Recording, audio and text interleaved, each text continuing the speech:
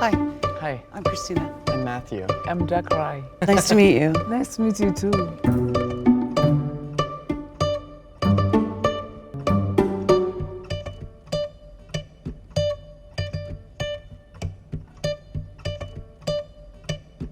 Well, I've been positive since 2008. Okay, wow. I've been HIV positive since December of 2018. I don't think I've still fully processed the fact that I am HIV positive. It still feels very fresh to me. Sometimes it'll creep up on me too. You know, little things can happen or big things can happen. In the beginning, it was really hard. There was a lot of pills and I was sick a lot. For me, the first meds that I got, oh my God, it made me crazy. So I think it's important that you understand how much power you have over your health, right? Yeah. If something is bothering you or if you have a question, will you pick up the phone and call your provider? No, No.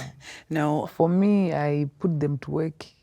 There's something that is bothering me. Yeah. Yeah, I don't keep quiet. That is your right. But not only your right, it's to some degree, I think your responsibility, our responsibility. I always say, if you give us half the story, we're only treating half the story. You always have to consider it as a team, and you are not the lower end of the team. You are the equal part of the team, right? Secondly, sometimes I'll say, finding a provider is like dating. It might not work out the first time, but there are others out there. Absolutely, yes. So you're not stuck. No, Yeah. You have choices. yes.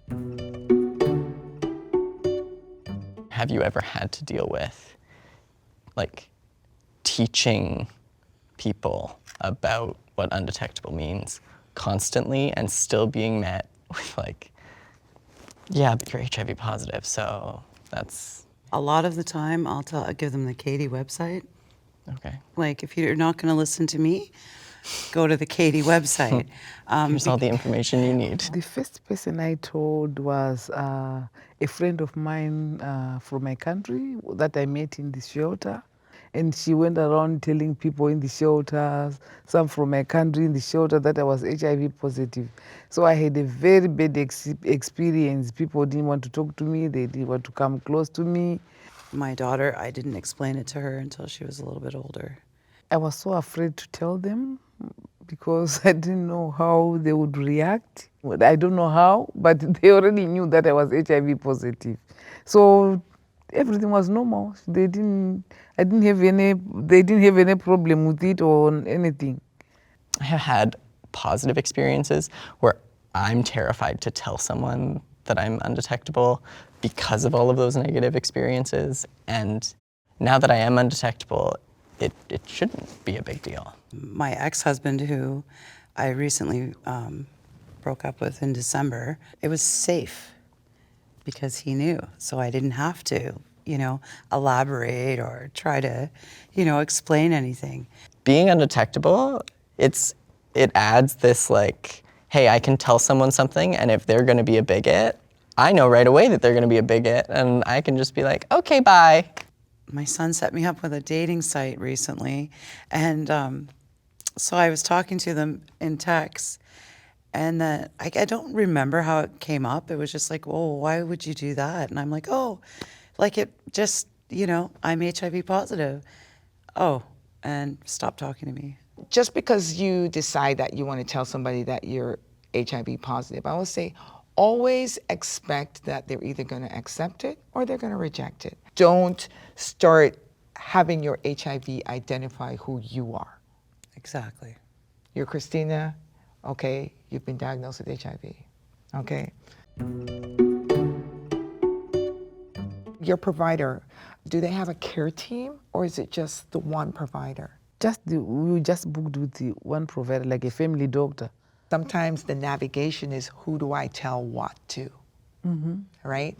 And really general practitioners should know enough about HIV to be able to maintain the individual in between the specialist's visit. And a person of color or any other person might see that as, okay, they don't want to take care of me because, Yeah, that's how I felt, yeah. okay. Yeah. And I think it's important for healthcare providers to understand the intent may not match what the actual action is. Absolutely.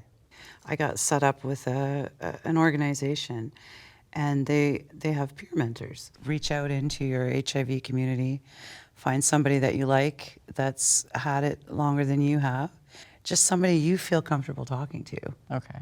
that is willing to do that. I'm going to look into that. Okay. Thank you for that. Holistic care is being taught more. It is of great value because we recognize that a physical diagnosis does not make the person. If they bring something from a spiritual standpoint, that sometimes to that individual can affect their care. It is important as a healthcare provider to recognize our own biases before stepping into the room.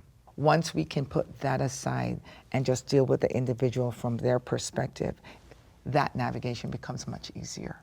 I've never had a healthcare provider acknowledge my Aboriginal heritage. Just grasp the concept that I think differently. I have a different spiritual wellness inside of myself than somebody else might.